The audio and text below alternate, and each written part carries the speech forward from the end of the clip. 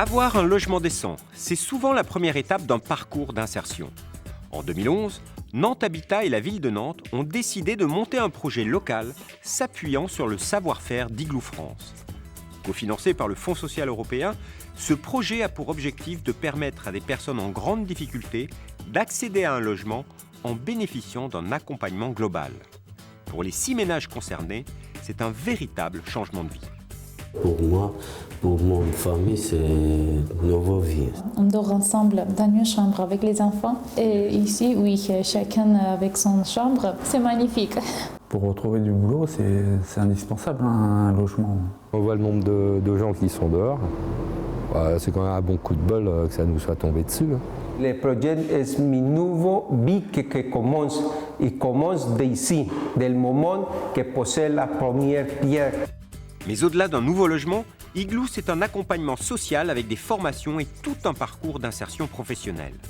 Et pour cela, les futurs locataires ont été impliqués dans toutes les étapes du chantier.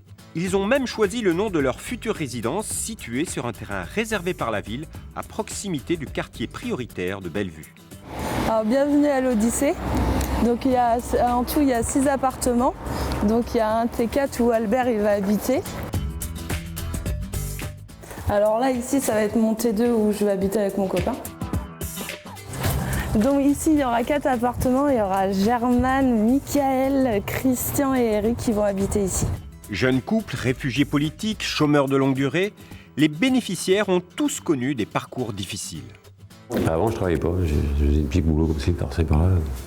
J'avais pas d'appartement avant, donc c'est un peu mieux. Et il en fallait que 6, alors je suis tombé dedans. J'étais dans le bon truc. Donc c'était... La première fois qu'on est venu, il y avait de l'herbe partout. On ne voyait pas trop la taille du terrain en fait. On a été chez l'archi pour commencer.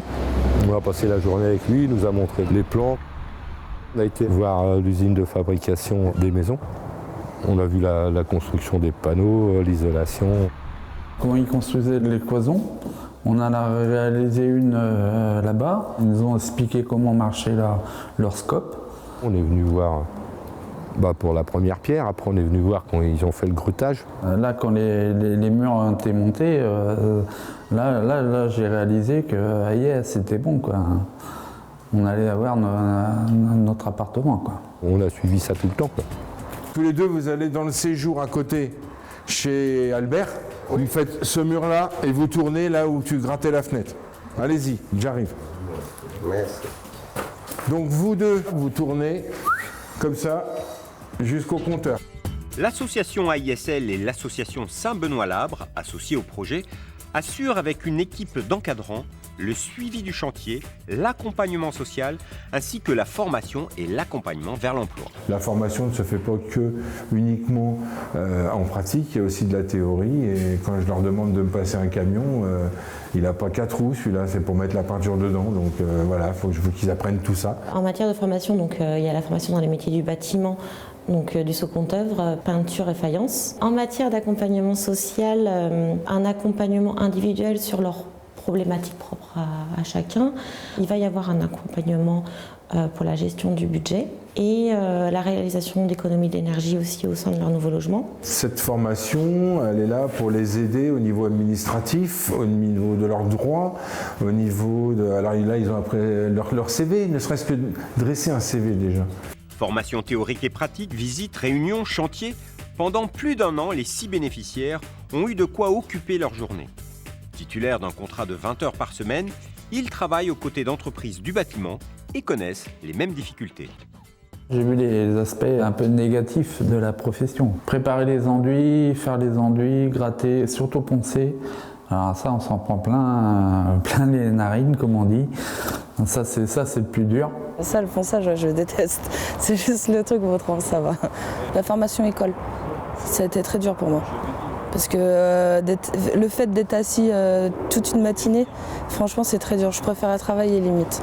Dans les bons et les mauvais moments, les futurs voisins ont développé un véritable esprit d'équipe. On ne se connaissait pas du tout, les 6. Pas du tout. On s'est rencontrés à la première réunion collective. On s'entend bien, il y a un bon groupe, alors ça va. Ce sont 6 personnes totalement différentes dans tous les profils. Au jour d'aujourd'hui, c'est une famille. Quand ils mettent un coup de pinceau, ils savent que c'est pour eux derrière. On voit qu'ils y mettent tout leur cœur. Après la livraison des bâtiments, l'accompagnement continuera pendant 1 an. L'objectif est de ramener tout le monde vers un emploi fixe et une stabilité sociale. Et aujourd'hui, ils ont chacun un vrai projet d'avenir. Moi, je vais passer mon CAP petite enfance en fait. Donc après le projet, en fait, je vais attaquer une formation sur 2 ans. Continuer avec la même force la langue pour intégrer à la société française. Je devrais suivre une formation peinture. Ça ou autre chose. De toute façon, il va falloir que je refasse une formation de quelque chose. Quand on finit sur le chantier, après la continuer, l'autre chantier, le travail. Nous, on a le projet de faire un bébé, donc pour l'instant, il n'y a pas de raison que ça se passe mal. Hein. Moi, je vais faire ma formation, mon copain, je ne suis pas inquiète pour qu'il trouve du boulot, donc non, ça va. C'est une mission qui est, humainement, qui est extraordinaire. Extraordinaire à vivre. Ça change tout. Ça change tout.